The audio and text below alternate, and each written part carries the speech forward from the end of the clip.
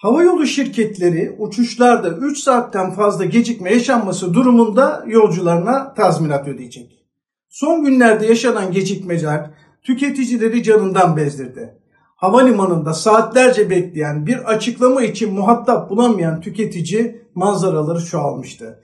Yapılan düzenlemeye göre havayolu şirketleri iç hat uçuşları için 100 avro, dış hatlar için ise mesafeye bağlı olarak 250 ile 600 avro arasında tazminat ödemek zorunda. Hem de ödeme tarihindeki kur üzerinden. Tüketiciler olumsuz hava koşulları hariç uçuşların teknik ve operasyonel nedenlerle 3 saat ve üzeri gecikmesi halinde tazminat hakkını talep edebilecek.